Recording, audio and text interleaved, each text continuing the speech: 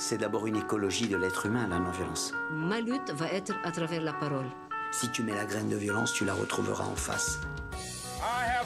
Ne jamais obéir. Urgence climatique, justice sociale. D'abord dénoncer le système. Mobilisation citoyenne. On ne peut pas être dans la violence et l'humanisme à la fois.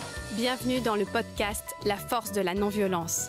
Parce que la force n'est pas l'apanage de la violence, parce qu'on peut changer cette croyance et toute notre culture. Je suis Célia Grincourt et je vais à la rencontre de personnes qui ont choisi la non-violence et les stratégies d'action qu'elle nous offre pour se faire entendre, révolutionner ce monde ou simplement espérer survivre. Être en colère, c'est la bonne santé, vous savez. Désobéissance civile de masse. Dans le changement politique, on n'a pas le droit de rester amateur. C'est une question de vie ou de mort. Il nous faut des armes d'instruction massive. C'est une lutte. Donc l'empathie est le levain de la non-violence. C'est ça notre espoir. Le droit à la non-violence. Le droit à la non-violence éducative. I still have a dream. Aïssa.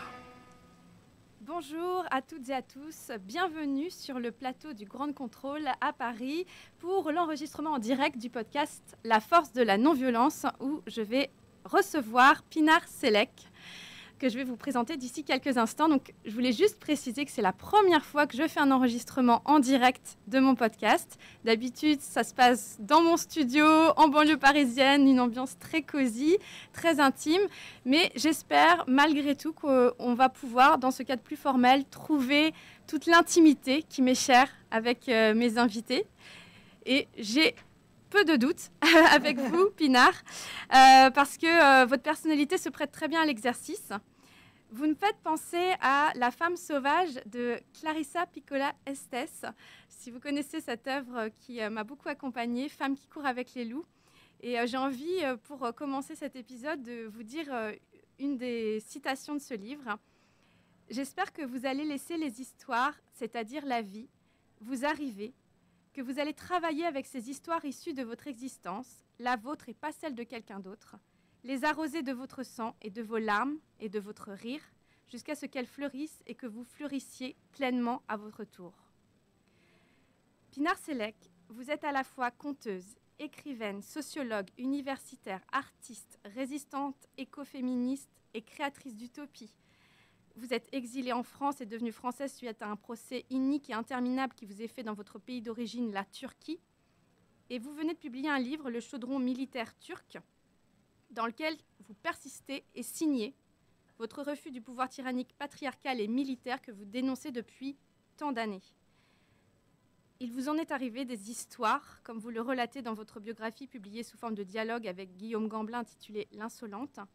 Est-ce que cette multitude que vous êtes, d'histoires, de rencontres, de luttes, de langues, de villes, est-ce que cela fait de vous qui vous êtes aujourd'hui? Ou, pour reprendre les mots de Clarissa Pinkola Estés, est-ce que vous avez fleuri grâce à toute cette douleur, cette beauté, cette joie que vous avez traversée et continuez à traverser dans la vie?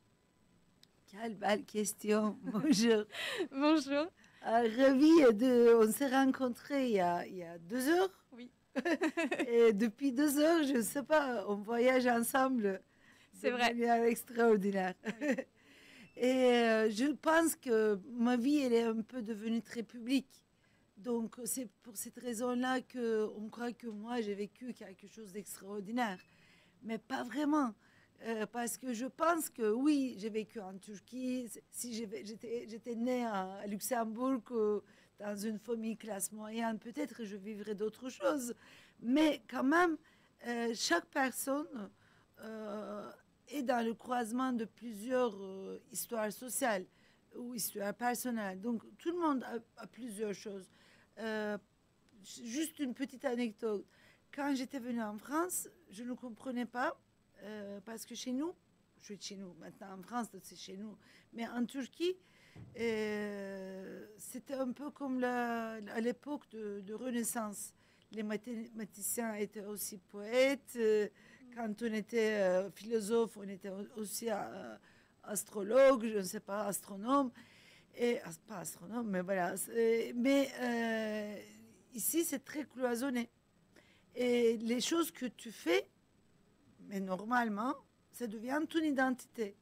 Par exemple, tu deviens universitaire, même ta manière de marcher par l'échange. Oui. Je ne sais pas comment vous dire. Ou être militant, comme si c'est une identité. Non, mais moi, j'étais invitée dans une, je ne sais pas, colloque, qui disait, Pinar, vous pouvez parler de la sociologie et le public et la société. J'ai pas compris. J'ai dit, mais moi, je suis un être humain. J'ai jamais voulu être sociologue. J'ai voulu apprendre la sociologie parce que j'avais beaucoup de questions dans ma tête. Mais j'ai appris la sociologie pour utiliser. Mais en même temps, je veux chanter, je chante. Il y a une voisine qui a besoin de moi, je vais aller aider. Et je vois qu'elle vit un racisme, une chose comme ça. Donc, je les défends. Donc, comme ça, je deviens militant. Et j'ai dit, mais moi, j'arrose des fleurs, pas en tant que sociologue, ni en tant que... Je ne sais pas comment vous dire, mais on est déjà plusieurs, je pense. Moi, j'avais de la chance d'être vécue dans un contexte ou dans un milieu très riche de l'engagement. Grâce à ce milieu, j'ai pu découvrir quelque chose de très important. Souffrir, être malheureuse n'est pas la même chose. Et donc, autour de moi, il y avait beaucoup de personnes heureuses parce que qui aimaient, qui étaient ouverts à l'autre, etc., qui étaient sensibles à l'autre. Donc, ça donne le bonheur aussi, être aimé. Mais quand on voit des choses, on souffre. Donc, on veut essayer de faire quelque chose, etc. Donc, j'ai vécu cette expérience qui m'a beaucoup marquée. Donc, c'est pour cette raison-là que j'avais de la chance. Oui, et c'est ça qui fait un petit peu la richesse et le tissu de ce dont vous êtes faite, quelque part. Alors, moi, je commence toujours mon podcast par la même question, à laquelle j'ai reçu déjà 35 réponses différentes. Et donc, vous serez une nouvelle réponse. Pinar Sellek, qu'est-ce que c'est pour vous la non-violence ? Alors, si je dis, je ne sais pas, est-ce que ce serait une 36e réponse?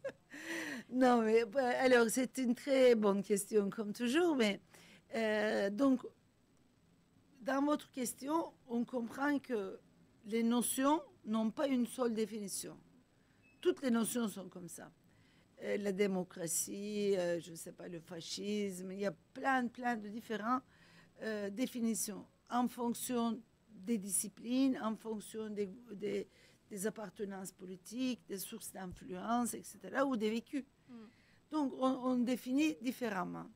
Et moi, quand j'étais venue en France, donc j'ai appris ce mot non-violente. Donc, moi, j'utilisais plus en Turquie anti-violente et anti-militariste, surtout. Et donc, j'ai adhéré tout de suite. Après, j'ai commencé à voir qu'il n'y a pas les mêmes traditions, il n'y a pas les mêmes sources d'influence, les mêmes engagements, etc. Et après, j'ai vu la diversité dans ces groupes. Donc, quand je réfléchissais comment je vais définir, qu'est-ce que c'est, j'ai essayé de comprendre les différentes définitions. Quelquefois, c'est vraiment politique correcte qui se retire de la réalité. Les autres sont plus interventionnistes, qui luttent contre aussi les violences structurelles, etc. Donc, j'ai vu une richesse des groupes et des idées. Et après, donc, j'ai dit comment moi je vais me situer dans tout ça, parce que en même temps, comme quand je parle avec différents groupes qui ne se définissent pas comme non-violentes, mais là, il y a une multitude de groupes aussi, j'ai compris que quand on dit non-violente, même s'il y a beaucoup de définitions, beaucoup de groupes, on comprend une chose. Et plutôt une sorte de mépris contre toutes les personnes qui résistent avec des différents modes d'action, par exemple. Une forme de passivité. Une forme de passivité, un peu intello, un peu les intellos très corrects, un peu même chrétienne, moralisateur, etc.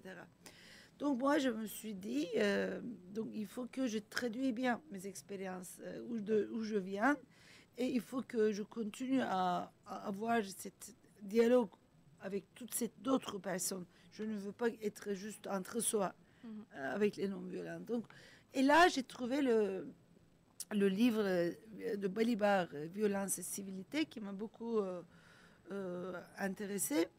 Et donc là, il fait une distinction entre 3 cas. Il dit il y a la non-violence, il y a la anti-violence et il y a la contre-violence. Donc contre-violence, nous le savons, il me fait la violence, je le réponds. La non-violence, Balibar critique un peu la non-violence dans le sens qu'il dit que ce n'est pas suffisant. Il parle de Gandhi, mais il dit que Gandhi, il a utilisé les modes d'action non violents, mais ça ne suffit pas pour dépasser les violences structurelles. Donc, il faut aller plus. Donc, il faut faire une lutte. Quand tu dis « je suis non-violent », si tu disais que non à la violence, c'est différent. Tu deviens active. Tu montres que tu fais quelque chose contre quelque chose. Mais quand tu dis non-violent, pour des gens qui ne savent pas, voilà, je veux vraiment expliquer ça, peut être compris, ah, moi, je suis propre, donc je ne suis pas dedans, politiquement correct, etc. On peut comprendre comme ça. Et il dit que Gandhi, par exemple, il n'a pas vraiment réfléchi sur d'autres mouvements sociaux qui luttent pas seulement contre le colonialisme à l'époque, mais contre d'autres violences capitalistes, racistes, etc., etc. Et lui, il disait comme ça. Et donc, moi, j'ai dit, il y a des controverses. J'ai compris qu'il y a des controverses. Donc, maintenant, ça dépend des milieux. Mais pour moi, la non-violence ou l'anti-violence, donc je peux utiliser les deux, parce que c'est vous qui définissez les notions. Donc, il y a plusieurs dimensions pour moi de la non-violence, de l'anti-violence, mais de ce sens. Premièrement, une mode de fonctionnement, une mode d'action ou de mobilisation, c'est plutôt méthode et mode. Et l'autre, c'est les buts. Et donc, lutter contre les violences. Et lutter contre les violences, ça veut dire aussi lutter contre l'oubli, contre le négationnisme, contre le racisme, le sexisme, le capitalisme. Donc, les formes de domination. Formes de domination, mais ces formes de domination créent des violences structurelles et qui ont plusieurs mécanismes, plusieurs dispositifs. Donc, lutter contre les pouvoirs. Et c'est assez hallucinant quand vous commencez à réfléchir sur la prison, sur les hôpitaux psychiatriques et sur les liens, comme on avait parlé tout à l'heure, des adultes avec les enfants. Il y a plein. Donc, un groupe, une organisation ne peut pas lutter contre tout ça. C'est pour cette raison-là, moi, je vais saluer Baloux. Elle parlait avec le mouvement féministe. Elle disait que le féminisme peut être une baguette magique, mais si elle est nourrie avec d'autres critiques sociales. Il faut qu'elle se renouvelle et qu'elle se nourrit avec d'autres critiques sociales. Donc, d'autres critiques sociales, à l'époque, c'était antiracisme, anticapitalisme, etc. Donc, moi, je pense que la question de anti-violence ou lutter contre la violence aussi, c'est la même chose. Il faut que tous ces différentes critiques sociales, différents regards alternatifs se croisent parce que le féminisme ne suffit pas pour transformer les sociétés. Mais sans féminisme, c'est pas possible. Donc je pense que c'est la même chose par rapport à l'anti-violence ou non-violence. C'est la même chose. Sans réfléchir sur le mode d'action. Donc on met à côté les violences structurelles parce qu'on va en finir avec ce monde qui reproduit les violences dont je parle dans mon livre. Mais en dehors de ça, réfléchir sur nos modes d'action. Et ça, pour moi, c'est très important. Peut-être on aurait le temps de parler ça sur l'expérience de la Turquie. C'est le mouvement féministe qui ont amené la non-violence en Turquie. C'est très, très intéressant parce qu'elle disait que c'est pas seulement le but qui est important, l'objectif qui est important, c'est notre façon de lutter qui va nous transformer. Et elle critiquait à la fois le patriarcat, à la fois le sexisme, la culture masculine, etc. Et elle montrait que comment le nationalisme, les modes d'action classiques, gauche ou le militarisme sont traversés par le sexisme. Donc c'était assez intéressant qu'elle voulait changer tout le répertoire militant en Turquie. Donc voilà, il y a tout ça. Alors, donc, il y a des définitions et il y a des différentes dimensions. Mais c'est ça qui nous ramène un petit peu à notre introduction. C'est quelque part, vous ne voulez pas vous laisser enfermer dans une case. Vous n'avez pas envie, par exemple, qu'on vous réduise à un statut victime ou universitaire ou marginal. Ou, voilà. Donc, vous êtes un mélange d'émotions fortes, d'esprit d'analyse, de perte, d'abondance, de douleur. Comme vous. Oui, comme nous, mais peu de gens, et vous le soulignez, d'ailleurs, je me demande même si ce n'est pas une forme de violence, peu de gens en France, assument cette authenticité-là. Et moi, je me suis demandé, pour essayer de trouver une porte d'entrée pour cette interview, parce que, comme je disais, vous êtes vraiment multiples, peut-être comment la question de la violence est venue dans votre vie, comment vous avez commencé à être animé par cette question-là. Quand est-ce que ça vous a interpellé? Bien évidemment, il n'y a pas des moments purs comme ça, il y a des processus. Mais je crois que le coup d'État militaire qui a détruit toute notre vie a joué un rôle très important. Je peux dire que même c'était une charnière. J'avais 9 ans, oui. 1980. 1980, oui. J'avais 9 ans, donc si vous voulez, vous avez compris que j'ai pas de 20 ans depuis longtemps. Et donc, 1980, il y a eu un coup d'État en Turquie. C'était comme de grande ampleur. C'était le 3e coup d'État, parce que chaque 10 ans, il y avait un coup d'État.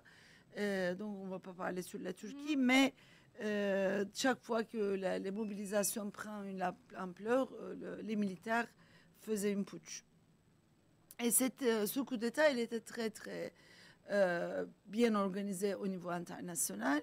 Il y avait 1 million de prisonniers dans quelques mois. Ces prisonniers sont restés en prison pas longtemps. Je ne sais pas, pardon, 10 mois, 3 mois. Mais par exemple, il y a eu beaucoup qui sont restés 20 ans. Et mon père, il est resté 5 ans. Donc, les militaires sont entrés chez nous. Oui. Ils ont détruit tous les livres, etc.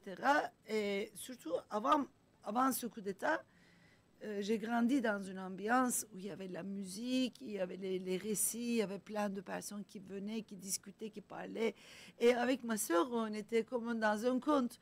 Et tout d'un coup, les militaires entrent à la maison, ils amènent mon père. Et à partir de là, il va être en prison et une autre vie va commencer. Donc, moi, j'ai vu ça. Donc, j'étais vraiment contre l'armée, déjà. Oui. Parce qu'ils avaient pris mon père. C'était des méchants, comme dans les contes. Oui. Parce que je racontais des contes à ma soeur qui était plus petite que moi. Et c'était toujours les militaires qui étaient méchants.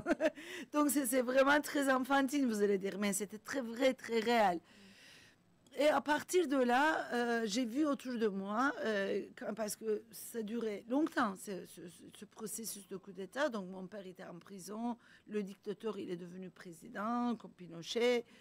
Voilà, donc, et ce militarisation de la société, ce militarisme, nous avons vécu, nous avons souffert de ça. Et j'ai vu autour de moi comment les gens se transformaient, comment ils entraient dans le rang, Et les discours changeaient parce qu'avant, il y avait beaucoup d'enthousiasme, de mobilisation. Tout d'un coup, il y avait eu silence. Même mes professeurs, j'étais petite, mais mes camarades, tout le monde applaudissait le dictateur. C'était incroyable ce que je suis en train de vivre. Et ma mère nous a amenés à un spectacle qui s'appelait Rhinocéros. de UNESCO. Mais j'avais 10 ans peut-être à cette période.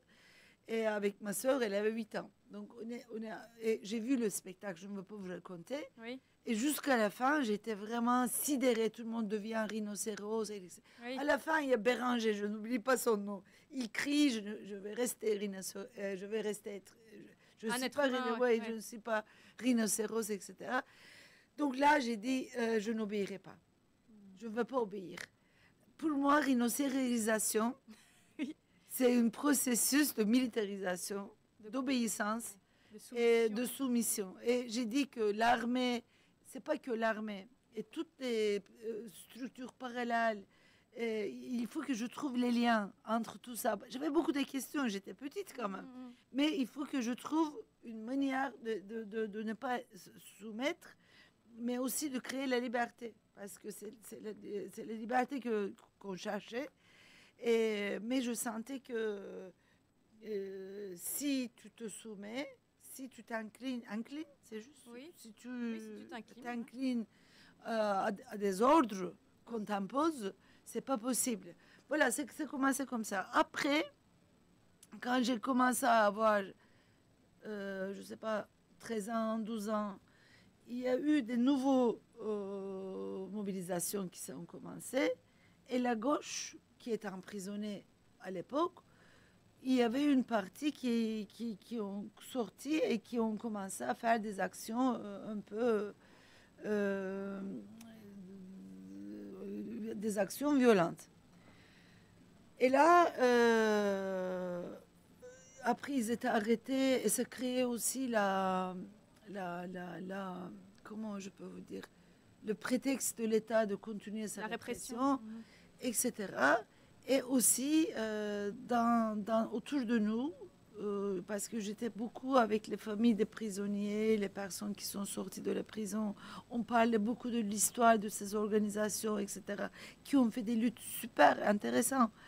Mais il y avait beaucoup de problèmes dans ces organisations, beaucoup de problèmes. Ils n'utilisaient pas la violence, mais ils n'étaient pas non-violents, ils n'étaient pas antimilitaristes. Il y avait beaucoup de hiérarchie, beaucoup de a priori, beaucoup de clichés, etc. Et tous, donc c'était des mouvements qui n'étaient pas nourris des différentes critiques sociales, et c'était des mouvements qui ne questionnaient pas leur mode d'action, et surtout qui ne questionnaient pas le militarisme, parce qu'en Turquie, le militarisme est une évidence, même pour la gauche, parce qu'on voyait depuis mon enfance, malgré les coups d'État, on pensait que c'est l'armée qui a sauvé la nation turque. Et c'est l'armée qui a sauvé, qui a modernisé, qui a amené la démocratie. Donc ils ont une place capitale, même les gauches qui luttent contre l'armée, etc., ils acceptent ça. Oui. Donc c'est comme en France, la République, voilà, c'est intouchable. Il y a des choses intouchables. Donc l'armée en Turquie, c'est intouchable. Alors ça nous amène tout droit à votre dernier livre, quand même, Le chaudron militaire turc, parce que vous avez fait ce livre à partir d'une étude que vous avez faite quand vous étiez beaucoup plus jeune en Turquie, qui s'appelait « Devenir un homme en rampant », où vous étudiez le mécanisme, le processus pour devenir un homme, entre guillemets, c'est-à-dire le processus de militarisation qui est en fait un processus de soumission. Pourquoi vous avez repris cette étude ? Alors, si vous voulez, c'est le dernier étude que j'ai fait en Turquie, parce que après, moi, je voulais juste ajouter quelque chose. Oui, bien sûr. Je sais que c'est long, mais donc dans ce processus, quand j'avais 13 ans, etc.,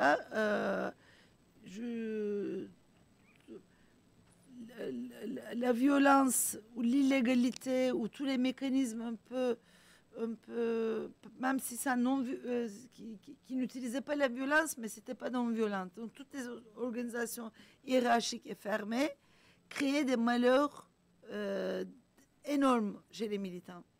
Et moi, j'ai grandi entre ces militants-là.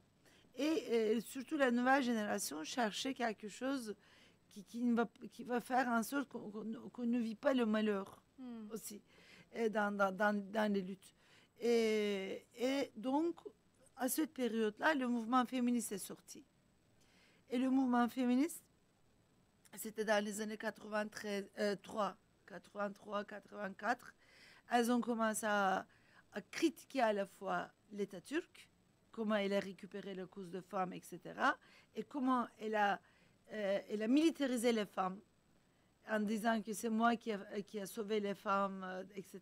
Donc, les femmes, le modèle des femmes turques en Turquie, c'était femmes militaires, jupe courte, cheveux courts, mais sans décolleté, une femme très nationaliste turque, etc.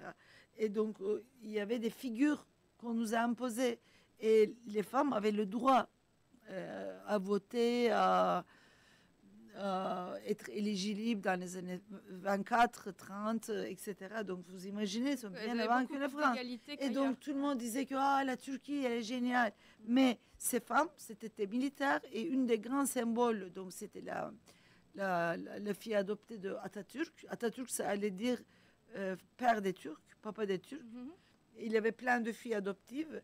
Une, elle était une nationaliste, même raciste, qui avait fait ses thèses en Allemagne, une universitaire professeure qui disait que les Turcs viennent de race aryenne. Et l'autre, elle était pilote de chasse dans les années 30. Elle était connue comme qu'elle avait tué les Kurdes. Parce qu'il y avait des manifestations, des soulèvements des Kurdes, parce que c'était impossible pour eux d'accepter cet État nationaliste. Donc, il y avait des soulèvements. Et Sabiha Gökçen, cette figure, était une figure depuis donc, la génération de ma grand-mère.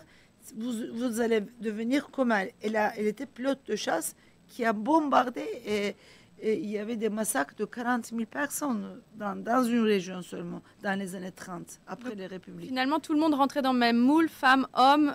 Et oui, parce qu'on disait que cette femme, c'est votre symbole. À Istanbul, il y a 2 aéroports. Une, c'est Atatürk, l'autre, Sabiha Gökçen, elle s'appelle. Vous voyez comment c'était important. Et le mouvement féministe, quand elle est sortie, c'était difficile pour le mouvement féministe parce que la génération de ma grand-mère, de ma mère, disait qu'on n'a pas besoin de féminisme. Déjà, Atatürk, il est féministe, vous voyez. Elles ont sorti en critiquant à la fois la gauche, oui, mais à la fois l'État turc, le militarisme, le nationalisme, comment ils ont récupéré la cause des femmes. Et donc, elles ont fait une critique anti-militariste, anti-nationaliste et aussi anti-autoritaire, et pour mettre en avant un féminisme intersectionnel dès le début, sans dire intersectionnel, mais voilà, c'était déjà intersectionnel. Dès le début. Et donc, elles avaient dit, c'était très important à tous les mouvements de gauche, il faut que d'accord, vous voulez faire les révolutions, c'est très bien, mais il faut que vous devez vous révolutionner d'aujourd'hui. Il faut que vous changez votre vie. Le privé est politique, votre maison est politique, votre façon de parler est politique, votre façon de faire des réunions sont politiques. C'était 83. Et tout d'un coup, je ne sais pas, il y a des nouveaux groupes qui ont sorti autour du mouvement féministe. J'ai écrit plein d'articles là-dessus. Le mouvement LGBT, le mouvement libertaire s'est créé et ils étaient très pro-féministes. Donc l'histoire, c'est très différent de la France aussi. Oui. Et le mouvement écologiste, etc. Donc le mouvement féministe était initiateur d'un nouveau cycle de contestation en Turquie. Et le caractéristique principale, c'était l'anti-autoritarisme et l'anti-violence. Donc, c'était très important, ça. Et c'était une critique multidimensionnelle. Et moi, j'ai grandi dans ce contexte-là. Oui. Et donc, pour moi, donc, une femme qui cherchait la liberté, donc je trouvais dans les critiques féministes, mais je disais que c'est pas possible avec ce qu'on avait fait avant, et c'est pas possible avec ce que nous impose l'État. Donc la figure de femme, de militarisme, etc. Donc c'était pour ma génération qui cherchait la liberté, les personnes qui cherchent dans cette génération, tout le monde ne cherchait pas, mais ceux qui, pour ça, aussi qui cherchaient la liberté, vraiment le militarisme, c'était quelque chose de très caricatural. Donc c'était une évidence de s'opposer contre ça parce qu'il t'imposait tout. Il te disait que pour que tu sois libre, donc pour que tu sois égal, il faut que tu ne dois pas être libre. Il faut que tu fasses tout ça pour que tu aies les privilèges de quelque chose. Donc voilà. Et donc j'avais de la chance, je pense, de grandir dans un contexte qui montre de façon, comme je dis, caricaturale, les liens entre le militarisme, sexisme, nationalisme, capitalisme. Et pour nous, on n'a pas besoin d'être intelligent pour comprendre. Donc tout le monde parlait de ça autour de moi. Et donc voilà. Et après, pour le livre... Alors oui, le livre.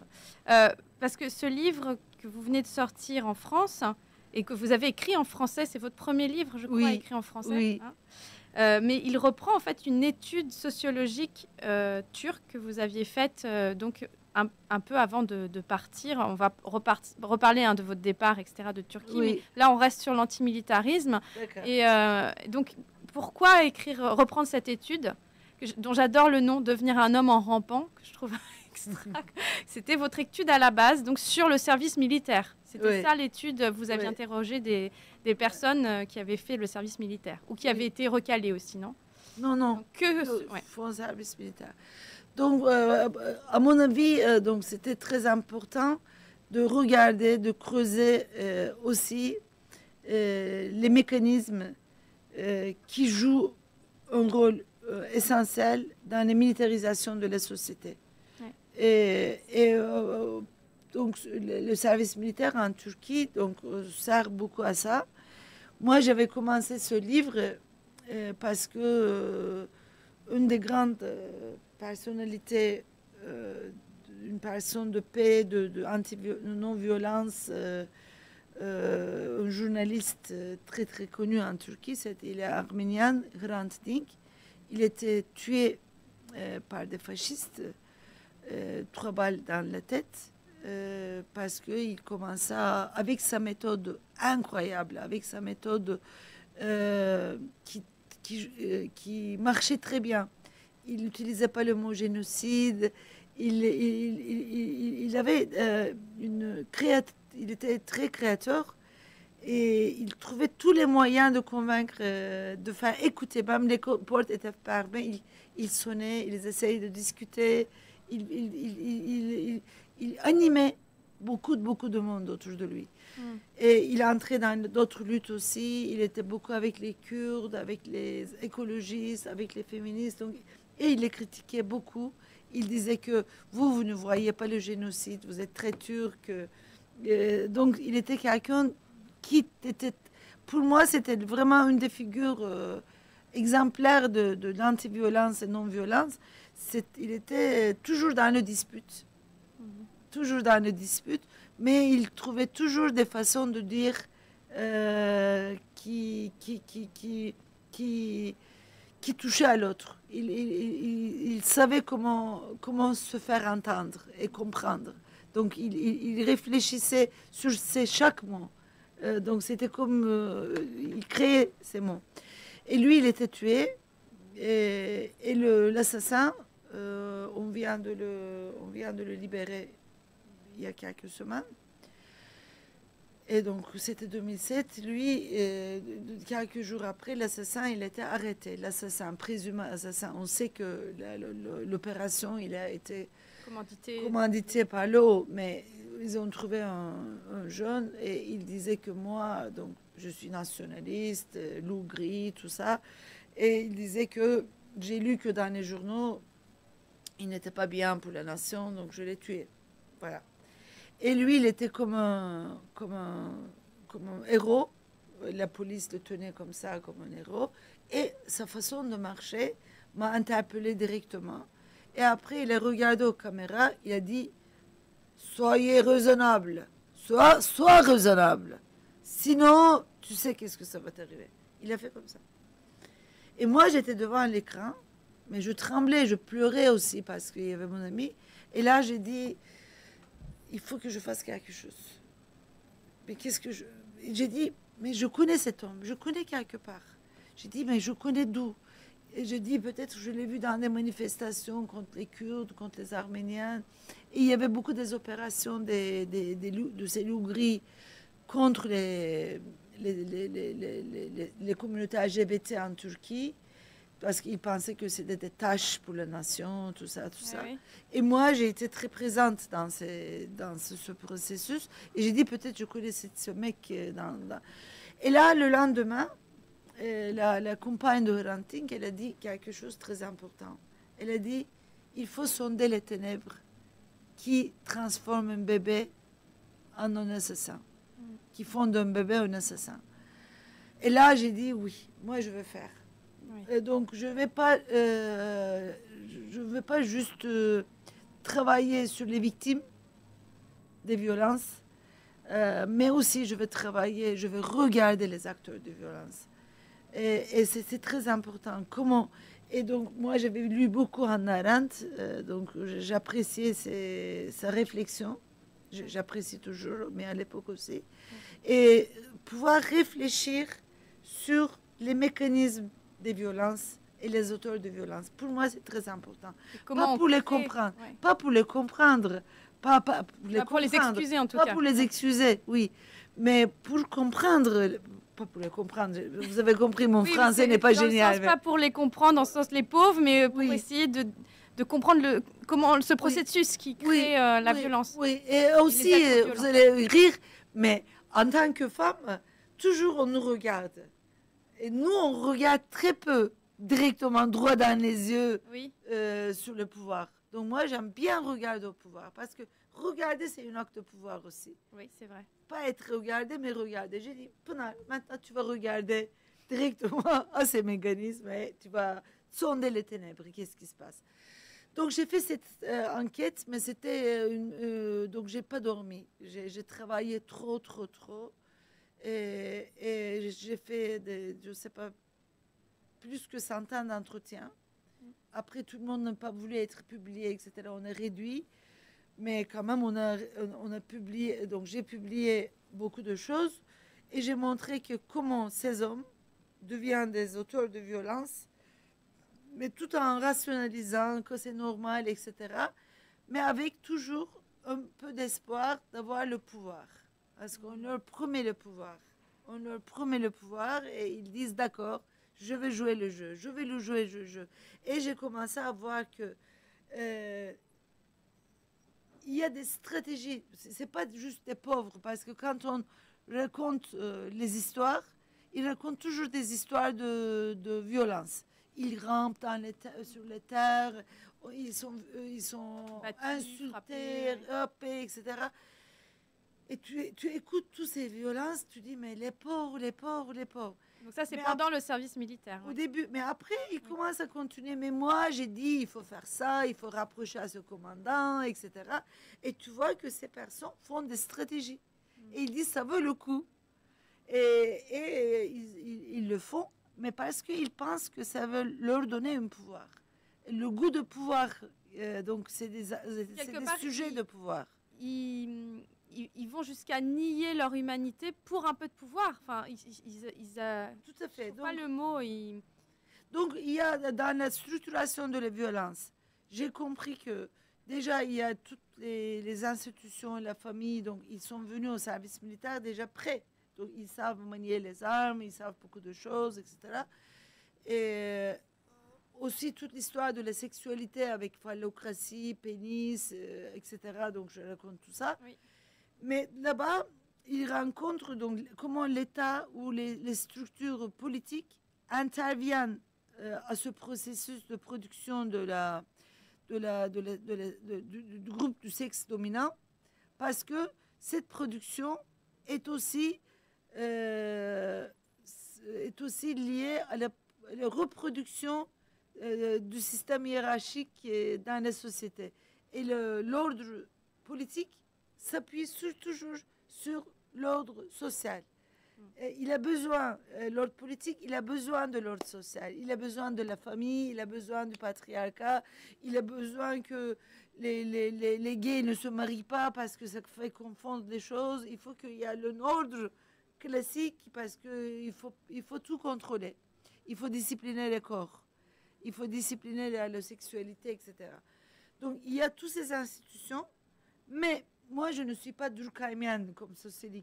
J'aime beaucoup Durkheim, donc j'utilise, mais à mon avis, ce ne sont pas que les structures qui déterminent nos actions. Ouais. Oui, donc moi, quand je sonde les ténèbres pour réfléchir ce qui rend les êtres humains des assassins, et je vois que ce ne sont pas juste les structures qui nous apprennent, qui nous encadrent.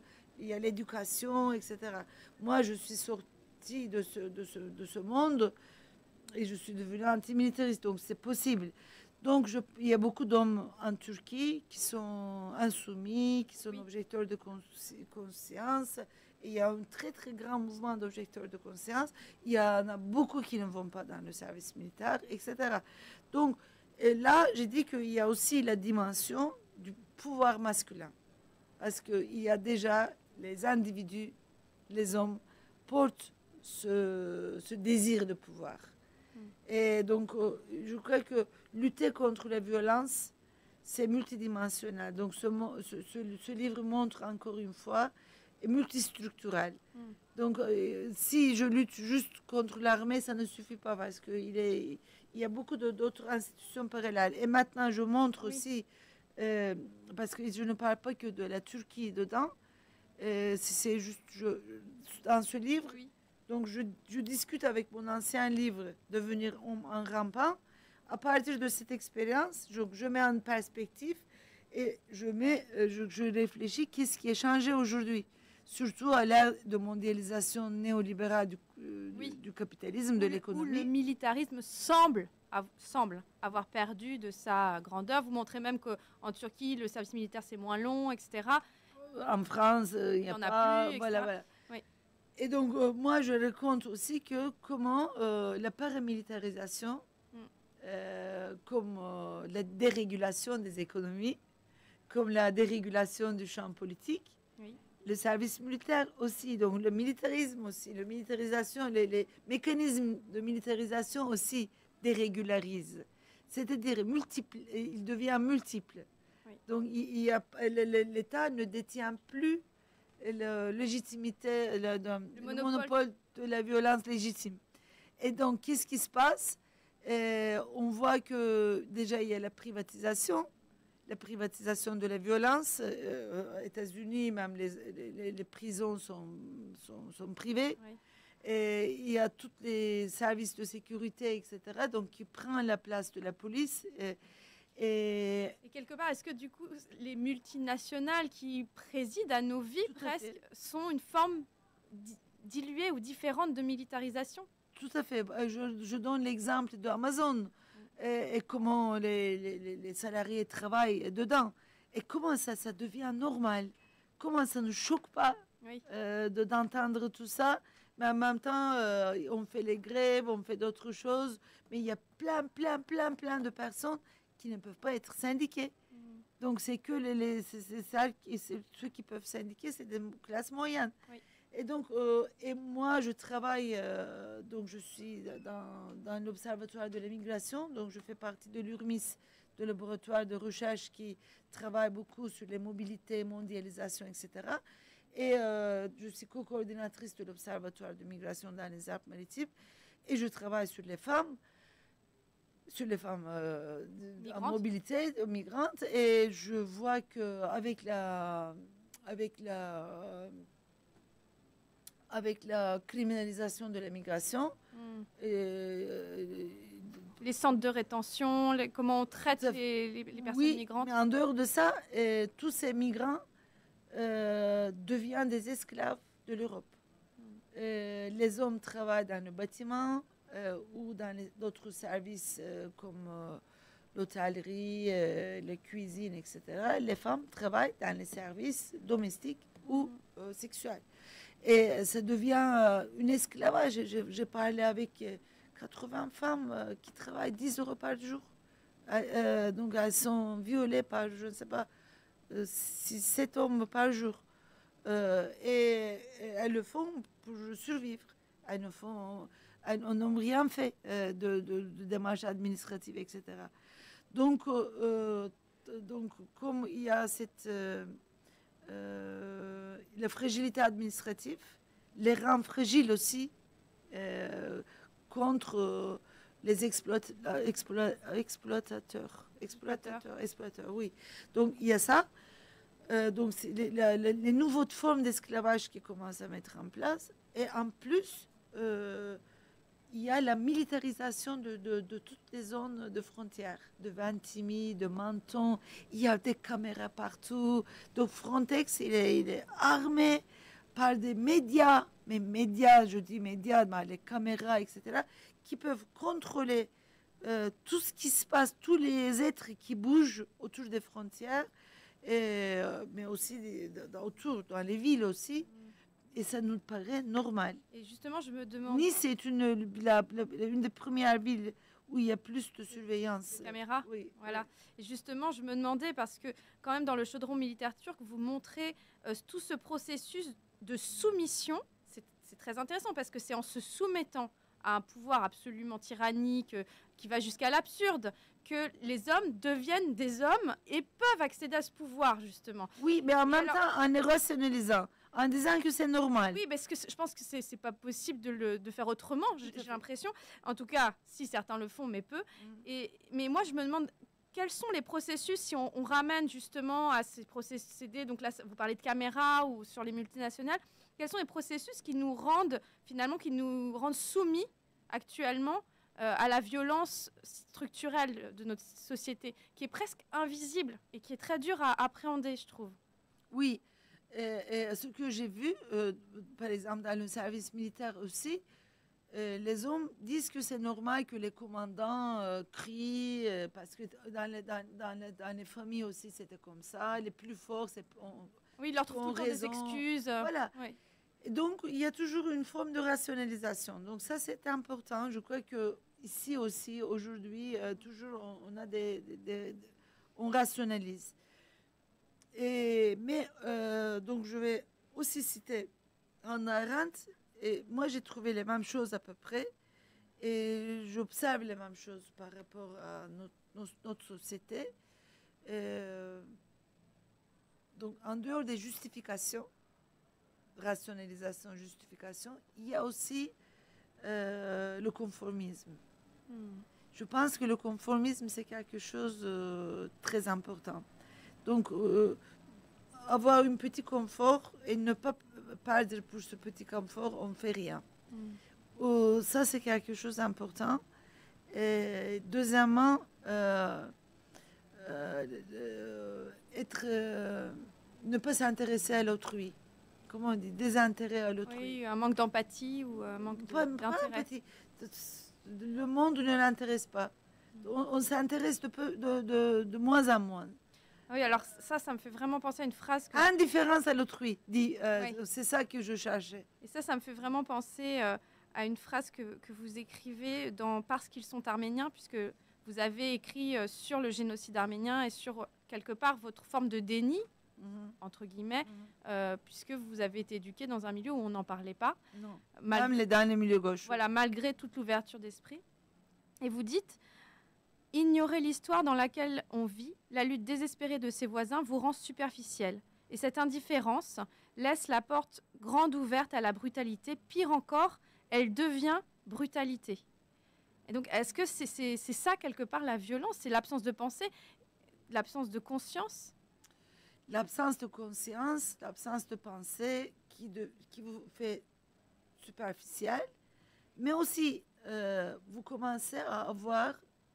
moins d'intérêt à l'autrui. Vous êtes désintéressé. Ça ne vous intéresse pas.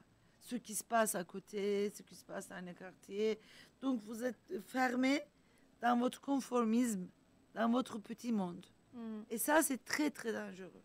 Hannah Arendt dit la même chose. Quand elle dit que ce Eichmann, il n'était pas un monstre, il y avait beaucoup d'Eichmann comme ça.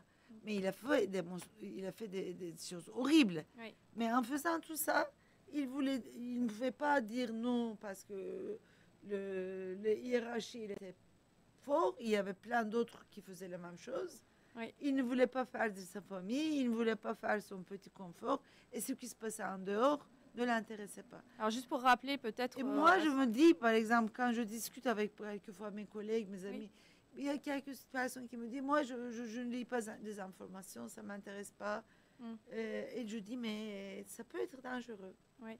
Alors, juste pour rappeler à mes auditeurs, auditrices, spectateurs, spectatrices, Hannah Arendt a écrit sur le procès Eichmann, ce grand chef nazi qui a fait... Donc, c'est lui qui a mis en place, je crois, tout le système des trains, non il me semble que c'est ça. Il a joué un rôle, Voilà. mais c'était pas... on lui a présenté comme le premier...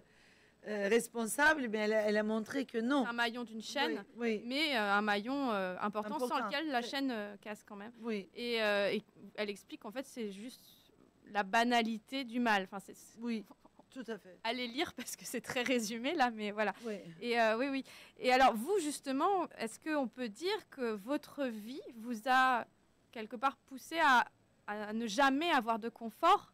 Donc c'est peut-être pour ça aussi que vous gardez cette empathie, cette ouverture, on va dire, à l'autre, parce que vous avez été, déjà, vous avez été par hasard en lien avec des enfants des rues. Moi, je trouve ça incroyable, cette histoire où vous êtes au lycée français, je crois, c'est ça, à Istanbul, et puis vous rencontrez des enfants des rues, vous vous mettez à leur conter des histoires, et c'est un peu aussi le départ de vos recherches sociologiques, même si c'était pas encore, je sais pas si c'était déjà conscient ou pas conscient, ça, pas du tout. Et puis, par ailleurs, vous avez ensuite fait des études sur le mouvement kurde, qui vous ont valu une arrestation, la torture, parce qu'on a essayé de vous faire dire vos sources, et ensuite une prison de 2 ans et demi avec l'accusation d'un faux attentat qui était en fait une explosion maquillée en attentat. Et finalement, vous avez été acquitté, mais il y a eu des appels. Vous avez eu 5 procès, je crois. Enfin, c'est le 5e déjà, 4 acquittements, et vous avez été forcé de vous exiler. Donc, est-ce que c'est déjà peut-être, vous pouvez rappeler où vous en êtes de ce processus judiciaire fou et épuisant, j'imagine. Et est-ce que vous pensez que, malgré toute la souffrance, j'imagine que ça a dû engendrer, est-ce que c'est ça qui fait que vous souhaitez toujours sortir du confort ? Parce que vous avez été mis dans une situation tellement inconfortable. Oui, c'est-à-dire, ce confort me paraît comme une prison, si vous voulez. Ce confort n'est pas confortable pour moi. Et parce que quand tu ouvres tes portes, tu reçois beaucoup. Et moi, mes portes étaient cassées déjà. Ouais. Donc je n'avais pas de porte. Et c'est pour cette raison-là, quand j'étais sortie dans les rues, je n'ai pas parlé avec ces gens parce que c'était des enfants de rue. Donc je ne me vois pas comme une identité, tout ça. C'était des personnes, mais en même temps, ils étaient qui vivaient dans les rues. Mais on est devenus amis. Et donc, après, à travers les amitiés, quand vous avez lu parce qu'ils sont arméniens, c'est à travers les amis. Donc, quand tu écoutes vraiment, quand tu es disponible, quand tu regardes, quand tu commences à réfléchir et quand tu es présent pour l'autre, tu commences à te transformer aussi. Et voilà, donc, le fait que j'ai voulu étudier la sociologie, c'est après toutes ces rencontres-là que j'ai voulu vraiment poser la question. Voilà. Alors, est-ce que vous pouvez peut-être dire où vous en êtes de ce processus judiciaire, puisque c'est ce pourquoi vous êtes française aujourd'hui, vous êtes exilée et c'est toujours pas terminé. Non. Donc, j'ai eu 4 acquittements et après, toujours, la cassation casse le procès, mais en Turquie, la cassation, c'est pas comme la France. En général, c'est plus des interventions politiques. Donc, moi, j'ai dû fuir en France. Donc, depuis 2012, je suis en France. Et voilà. Et le dernier acquittement, c'était 2014. Et depuis, on attendait. Donc, il y a 1 an, on a appris que la Cour suprême a cassé les acquittements. Et ils veulent me mettre en prison. Donc la Turquie a fait la demande d'extradition à la France, ont mis une mandat d'arrestation internationale. Donc, je ne peux pas quitter en tant que la co-coordinatrice de l'Observatoire de migration, je ne peux pas aller à côté d'Italie. Je ne peux pas aller à Ventimiglia, qu'on travaille là-bas. Parce que vous risquez d'être C'est estradé. vraiment, maintenant, cet État a réussi à réduire mon espace de recherche en France. Vous imaginez, en France, en Europe. Donc, c'est pas facile. Et en plus, toutes mes critiques par rapport à ces mécanismes me valent des menaces énormes tout le temps. Donc, donc, il veut vraiment réduire ma liberté. Et moi, je fais tout pour les comment ça s'appelle? Pour les repousser. Pour les repousser, bien dit. Et voilà. Et maintenant, il y aura une autre audience à Istanbul, 28 juin. Et donc, j'invite à plein de Français d'y être à Istanbul, parce que le dernier procès, il y avait une centaine de Français, il y avait beaucoup de personnes, il y avait Silence aussi, La revue Silence. qui est très connue dans le milieu non violent. Et il y avait beaucoup de féministes, antimilitaristes, il y avait beaucoup tous mes engagements multiples. Il y avait Aldéage, il y avait des universitaires, il y avait des écrivains, il y avait mes maisons d'édition, donc il y avait tout le monde. Des acteurs. Et voilà. Et donc, on a dit que si, donc on était 100, ils étaient 100, moi j'étais à Paris, et le 29 septembre, et donc 29 juin, je veux bien qu'il y a 300 personnes qui vont à Istanbul. Parce que la lutte contre les systèmes violents, c'est très difficile. Et quand vous n'utilisez pas les mêmes manières, parce qu'on n'a pas eu le temps de parler toutes les méthodes qu'on a développées dans ce contexte. Et je pense que vraiment, nous, en Turquie, les nouveaux cycles de contestation qui est anti-autoritaire et anti-violent, nous avons toujours dit nous devons être plus actifs que les soldats, les militaires. Nous devons trouver des façons très, très créatives. Alors justement, parlez-en peut-être de ces stratégies. Donc moi, je veux dire que faire des soutiens ici, on est pour, etc., ça ne suffit pas. Il faut se déplacer. Il faut montrer que les pacifistes sont aussi courageux que les guerriers. Voilà. On a besoin de montrer... Le courage, c'est pas tout. Mais quand même, c'est pas par la peur qu'on refuse la violence. C'est ça que je veux dire. Nous avons fait beaucoup de choses. Par exemple, on développait des tactiques d'adaptation. Et on avait une radicalité pragmatique. On utilisait tous les moyens parce que quand il y a imaginez Iran, on parle beaucoup, donc il y a une violence terrible, et sans merci, sans discuter, il n'y a rien qui peut passer. Donc en Turquie, c'était un peu plus facile, mais un petit peu plus, pas beaucoup. Et donc là, vous apprenez s'adapter au contexte et faire de contourner les choses, mais quand c'est vos frères, vos sœurs qui sont en train de mourir, quand les bombes tombent à côté de vous, quand vous sentez l'odeur du feu, vous ne dites, ça ne suffit pas de dire que moi je suis violente, donc j'utilise. Donc il faut que je fasse avec ma méthode des choses très très très utiles, très très efficaces. Donc, nous allions, par exemple, beaucoup sur le terrain de conflit. Mais on a mené des personnes comme Sophie Marceau, Catherine Deneuve. Donc en Turquie. En Turquie, oui, pas les vrais, pas français. Mais les Turcs.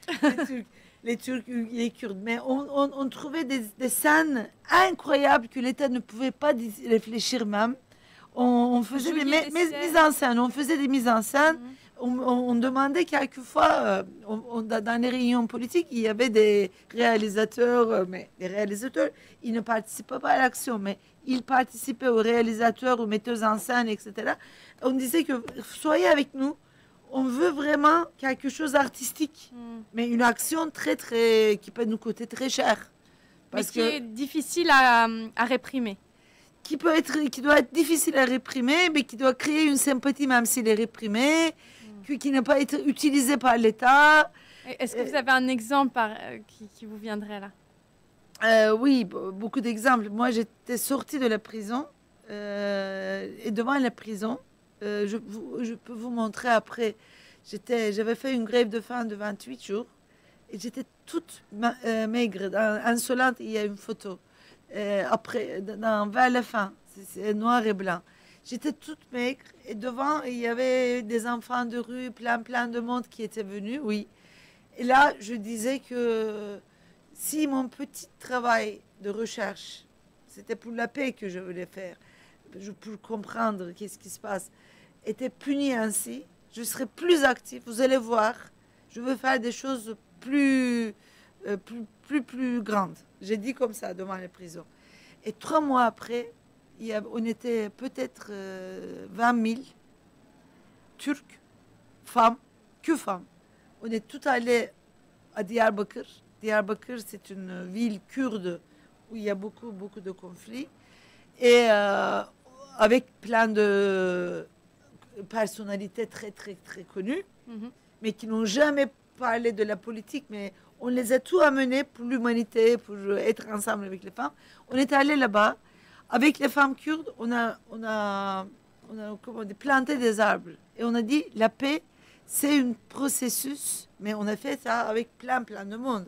C'est un processus très difficile. Il faut travailler pour la paix.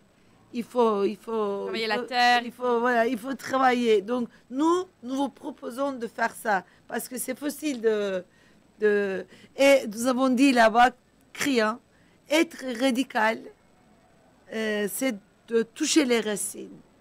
Mais quand vous êtes extrémiste, vous coupez les fleurs, les feuilles, mais vous ne touchez pas directement à la racine. Et cette action a fait un énorme bruit. Tous les journaux nous ont parlé de nous, parce que aussi, on a fait plein de mises en scène comme ça. Et 3 mois après, dans une autre ville, il y a eu une autre rencontre de la même manière. 6 mois après, c'était à Istanbul, on était 100 000 femmes. Et moi, imaginez, j'étais sortie de la prison, donc c'était des actions féministes, mais aussi c'était pas que féministes, il n'y avait pas des drapeaux féministes, mais antimilitaristes féministes, mais qui réunissaient les femmes kurdes et les femmes turques, mais autour des actions très artistiques aussi. Et aussi, il y a eu dans les frontières de Irak et de Turquie, ils avaient tué des personnes qui passaient, des passeurs qui amenaient les Kurdes, comme c'est une communauté avec Lausanne, on les a coupés en 4. C'est très violent ça, non? Oui. Lausanne, donc c'est pas la Turquie la responsable seulement. C'est aussi la France, c'est aussi l'Angleterre. Ils ont décidé que les Kurdes doivent être divisés en 4. Oui. Donc une partie reste en Turquie, l'autre partie Irak, Syrie, Iran. Et Gina Amini, qui était tuée par l'État iranien, c'était une Kurde. Marsa, c'est pas son vrai nom. Sa famille ne dit jamais Marsa. Mon amoureux, il s'appelle Cengo. Mais les Turcs n'ont pas écrit Cengo, ils ont écrit Cengiz. Et l'Iran, ils ont écrit Massa. Donc, vous voyez la violence qui continue comme ça. Oui. Et les Kurdes, ils utilisaient toujours... le cousin était resté en Iran, le neveu, il est resté en Irak, vous voyez. Donc les passeurs, ils passaient juste des choses... Ils faisaient des petits commerces entre les familles. Oui. Et donc, ils ont tué beaucoup de passeurs, ils ont mis des bombes, etc. Et nous, on a pris les bus. C'était la nuit, on a pris, mais on était, je ne sais pas, 30 bus. On est allé directement aux frontières et on a fait des danses après la mort. Et donc, c'était incroyable, voilà. On faisait des choses comme ça. Et maintenant, pour moi, c'est très difficile parce que je suis loin de Oui. ce- Je me demandais justement, est-ce qu'en France, vous retrouvez ce genre de lutte Parce qu'on est en Europe. Donc, l'Europe, bien évidemment, on est dans un des grands pays, de grands pouvoirs que je fais partie. Maintenant, je suis française. Mais donc, c'est des responsables, une des responsables des grands malheurs de la planète aussi. Et il y a une conforme plus que la Turquie. Donc, quand on parle de conformisme, donc, le conformisme, on peut le trouver dans les mouvements sociaux aussi, dans les mobilisations aussi. Donc, voilà. Et c'est toujours bien de se poser et de réfléchir. J'avais fait une grand discours après l'assassinat de Gina Amini. Et j'avais demandé... Gisèle Non, Gina Amini. Ah, Gina, ok. Gina Amini, c'est on dit Mahsa Amini. Oui, oui, c'est de ce dont vous venez de parler. Oui. Et donc Gina Amini, et j'ai dit qu'ils n'applaudissaient pas. Parce que quand vous avez applaudi les femmes kurdes qui tuaient le Daesh, mais maintenant elles sont en train d'être massacrées par l'État turc depuis quelques semaines. Maintenant, c'est devenu très grave. Il n'y a pas d'électricité dans cette partie kurde de Syrie, ni de l'eau. Et tous les jours, il y a plein de personnes qui meurent, mais on ne parle pas de ces gens-là. Et donc, applaudir ne suffit pas. Organiser des manifestations pour soutien, de temps en temps, c'est bien, mais ce n'est pas le seul mode d'action qu'il faut faire. Il faut aller plus loin, il faut se déplacer. Il faut trouver des manières de nouer des liens avec des personnes qui sont en lutte là-bas. On a besoin vraiment des vraies formes d'action transnationale. Aujourd'hui, rien ne peut se passer au niveau national. Si on veut faire un mouvement anti-violent, anti-militariste, non-violent, vraiment, il faut qu'il y ait des liens, même les définitions, des traductions tout le temps entre les différents contextes. Pourquoi? Parce que le capitalisme est de toute façon transnational, parce que les dominations maintenant ne sont plus seulement nationalistes, elles sont parce qu'en même temps, dans ces conflits, il y a aussi les armées de plein de pays. Il y a pas seulement deux États qui font la guerre, il y a plusieurs intervenantes. Donc, déjà, l'économie, c'est mondial. Et pas seulement l'économie, toutes les infrastructures, toutes les relations, toutes les ventes des armes, les avions qui se promènent, etc. Donc, c'est déjà transnational. Et donc, je pense qu'à partir de là, nous devons penser de plus en plus et les fascistes surtout. Moi, je dis que c'est des nouvelles alliances fascistes qui est en train de... Moi, je n'utilise pas l'islamisme, etc. C'est des fascistes et les perdants de la mondialisation. Les autres étaient des perdants de la colonisation. Et là, il y a des perdants de mondialisation, dont Trump et les autres, etc. Et Daesh aussi fait partie de ça. Hamas aussi. Donc il faut la Russie aussi. Donc, il y a une vraie alliance fasciste internationale. Et toutes les victimes de ces pays, c'est très difficile de faire des alliances des Turcs et des Iraniens, des Kurdes et des Iraniens en même temps parce qu'ils sont sous les feux. Mais en Europe, dans la diaspora, il y a un espace de rencontre pour trouver des paroles politiques et critiques. Et nous sommes en train d'organiser ça. C'est une bonne nouvelle, mais...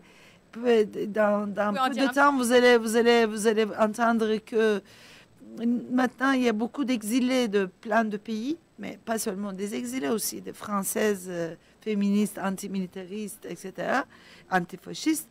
Et nous réfléchissons ensemble comment on peut utiliser le diaspora comme un lieu de rencontre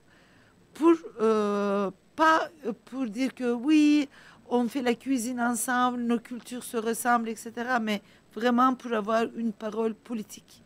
Et maintenant, on essaie de construire une parole politique pour pouvoir organiser des actions active et une solidarité transnationale entre tous ces pays.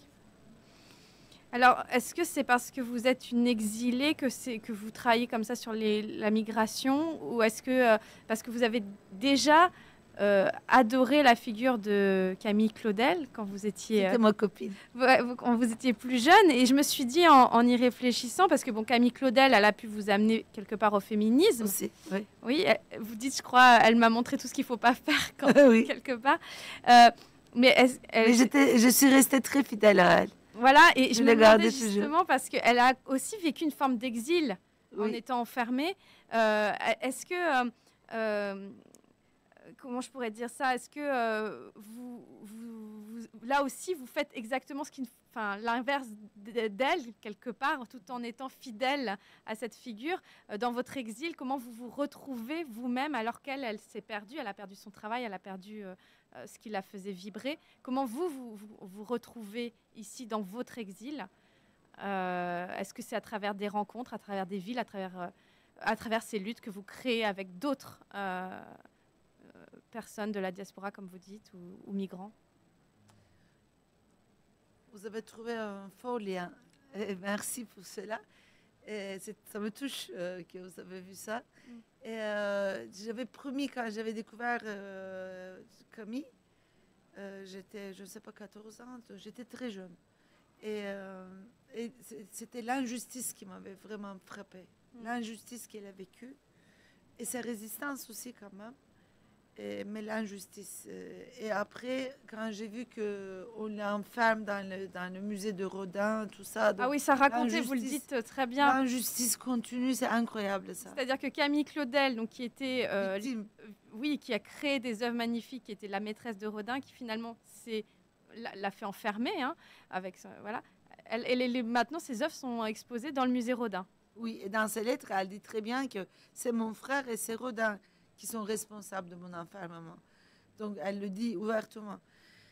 Et donc, moi, j'ai discuté avec Camille et j'ai dit que je te l'absorbe. Tu es dans moi, donc tu réincarnes. Tu revis à travers moi. Tu revis à travers moi, donc je l'ai vraiment avalé. Je l'ai assimilé, Camille, et j'ai fait ce travail vraiment. Venez chez moi à Nice, vous allez voir, partout il y a Camille, tout le temps. Quand j'ai quitté la Turquie, on m'a dit que tu dois avoir un petit sac. Donc moi, je venais de parler de ma mère, j'ai mis la photo de ma mère et de Camille. Et d'une autre chose, mais je vais vous raconter après, dans un autre moment. Mais il y avait ma mère et Camille, les photos. Et donc, j'ai discuté avec Camille, j'ai dit que je veux faire la revanche. Donc, parce qu'on a perdu. Je n'ai pas dit tu as perdu. Comme on a devenu une, on a perdu. Et parce qu'on n'a pas bien agi. Et maintenant, il faut que je ne répète pas. Il faut que je tire des leçons. Oui. Des leçons. Et donc, il faut que tu vas gagner dans mon corps, avec moi. Donc, moi, je réfléchis toujours avec elle. Et donc, j'essaie de trouver, dans l'insolente, à un moment donné, je dis comment je peux garder l'authenticité de Camille et de cette créativité, de ne pas être dans la stratégie, etc. Mais en même temps, comment je peux trouver des façons, des méthodes de faire entendre ma voix, d'être collectif avec les autres. Parce que Camille n'avait pas connu ce que j'avais connu. Elle avait une mère, ses parents, ils étaient dans rien à voir avec les miens. Donc moi, j'ai eu la chance d'avoir le goût des espaces collectifs. Donc je sais que le collectif est très, ça peut donner beaucoup de ressources. Mais comment me protéger du collectif, comment je peux garder ma liberté, tout ça, j'ai appris. Mais je crois que ce que j'ai fait, c'était quelque chose d'important. Je raconte toujours à Camille.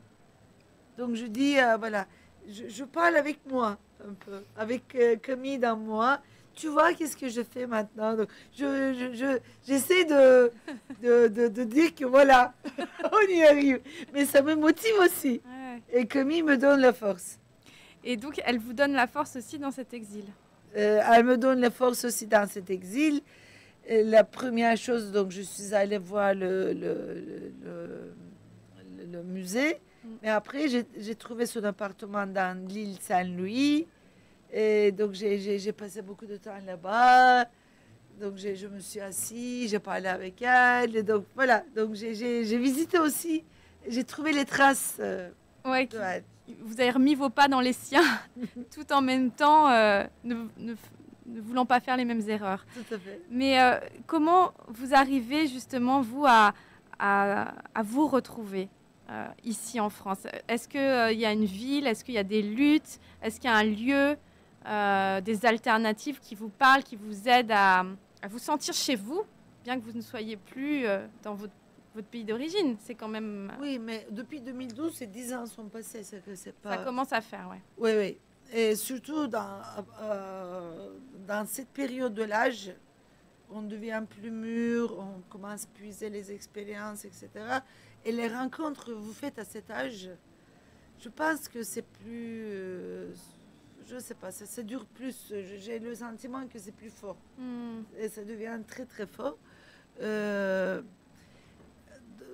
crois que depuis 5 années, je ne sens pas le sentiment de l'exil. Je ne suis plus exilée.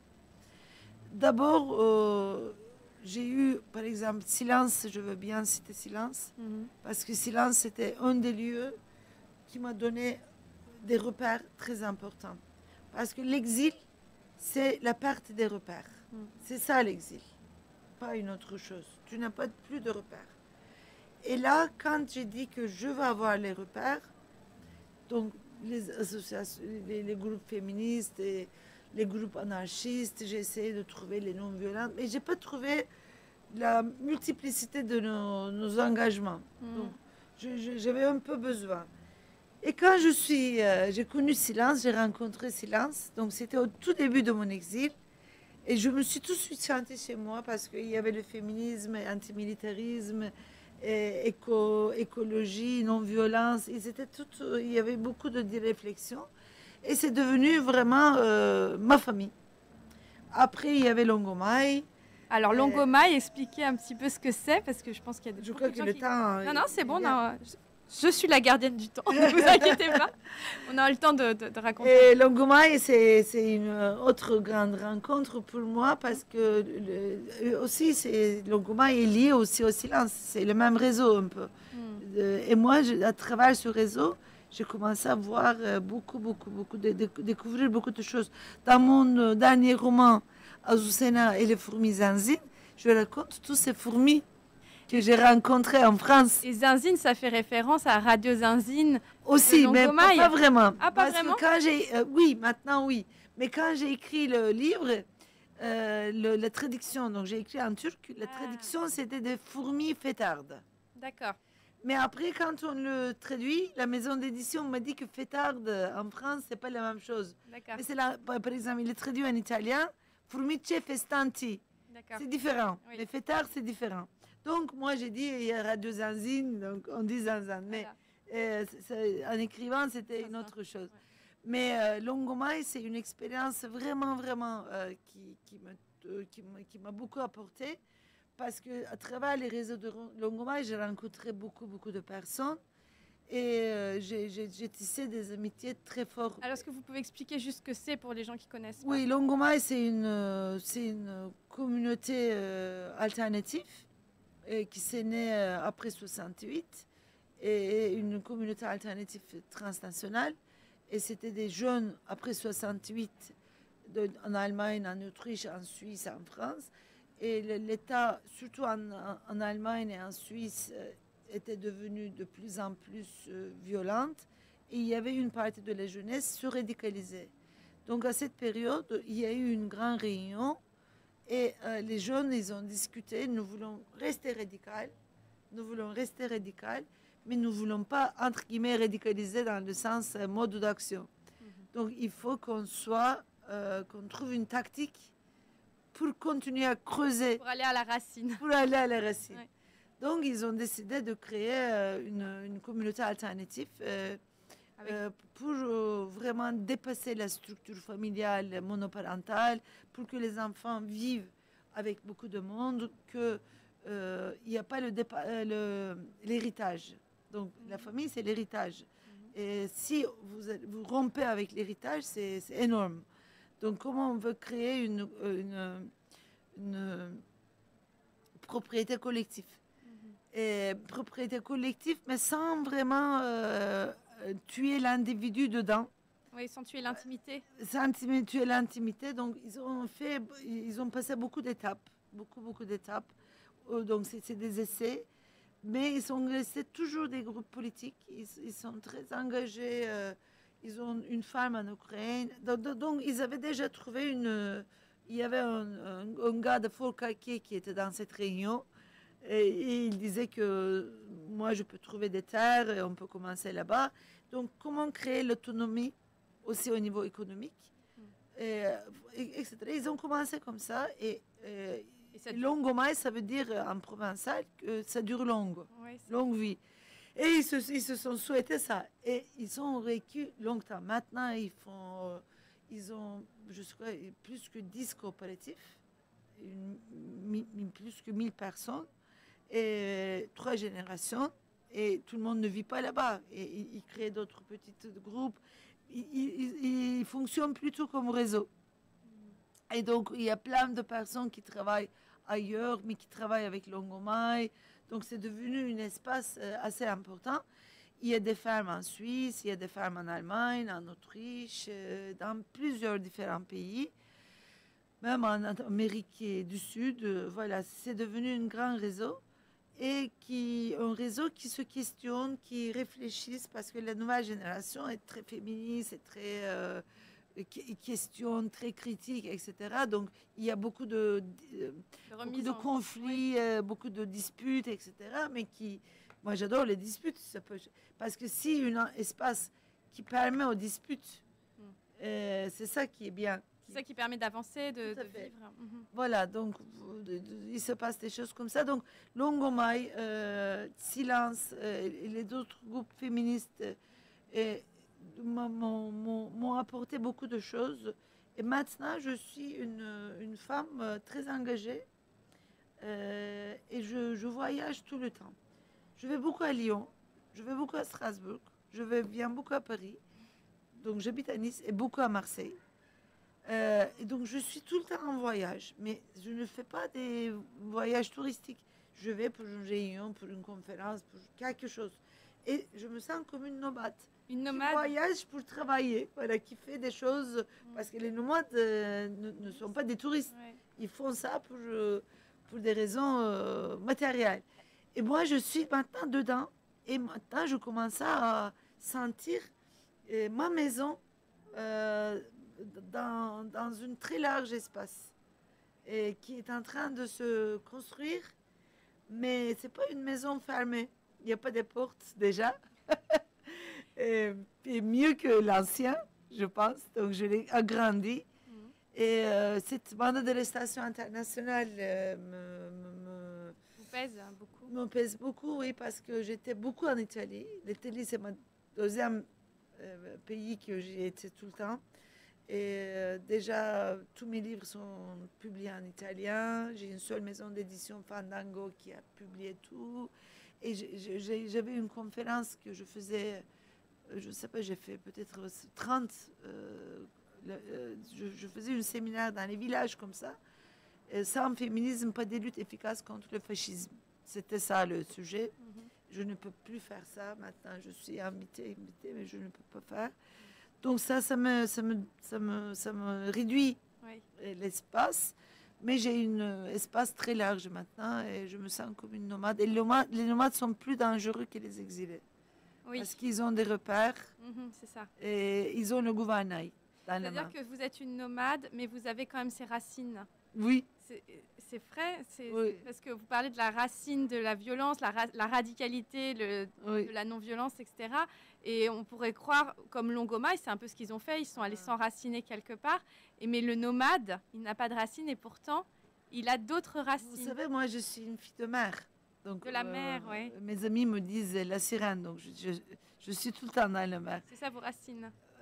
Et non, mais vous savez, les algues, Oui. et ils ont des racines aussi, mais c'est très nageant. Oui. Voilà. Bah, écoutez, je crois qu'on va s'arrêter là. C'est magnifique comme dernière image. Pina Selek, l'algue. Merci beaucoup. J'espère que dans notre monde, on va réussir. Tout serait utile parce que, comme j'ai dit tout à l'heure, c'est pas le moment des belles paroles. Non. C'est vraiment, on a besoin de choses utiles. Moi, je vous vois, j'ai vu plein de ma personne. On est très sérieuse parce qu'on doit être sérieuse maintenant. Ça ne veut pas dire qu'on ne va pas rire. Voilà, on ne va pas vous faire perdre votre sourire, ça vous le dit très souvent aussi. Parce que je peux répéter, je dis beaucoup ça, et les pouvoirs ont besoin de corps tristes. Donc c'est aussi la façon de soumettre les corps.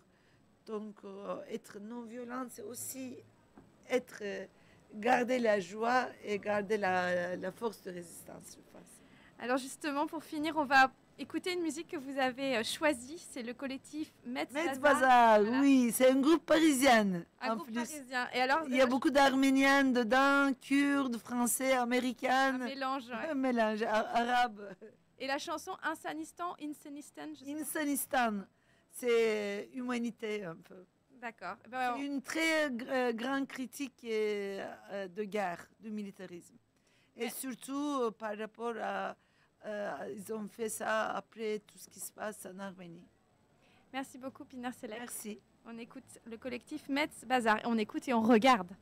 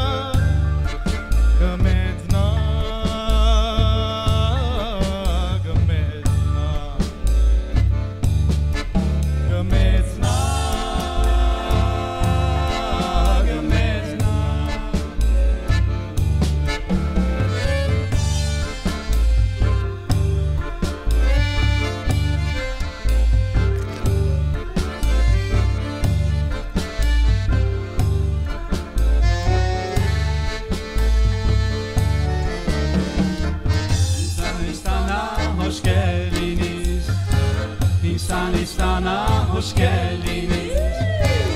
İnsanistan'a hoş geldiniz. Ya böyle İnsanistan'a hoş geldiniz.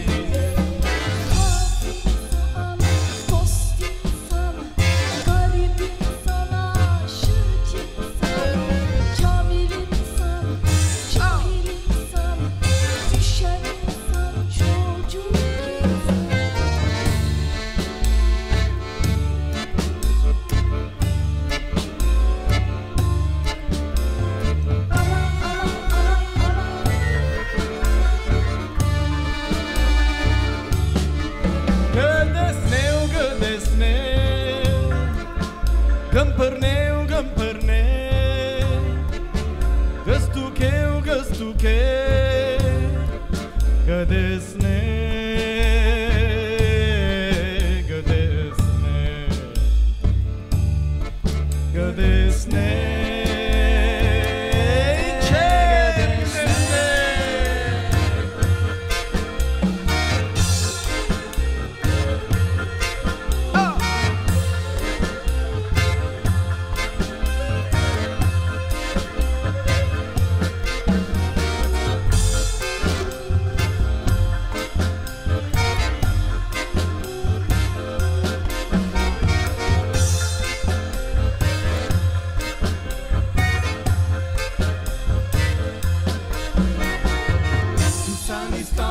Hoş geldiniz.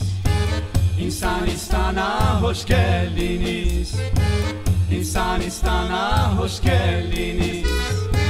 İnsanistan'a hoş geldiniz. Hoş insan,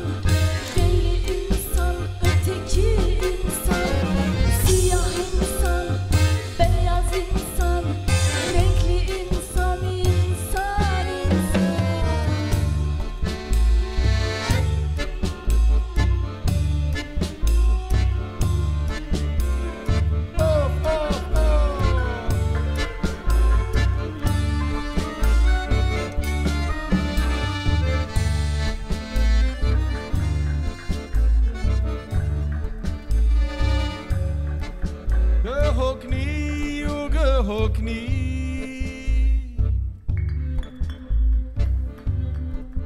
Gănăsti, u gănăsti Oh, oh, oh, oh Că gaini u gănai Că merni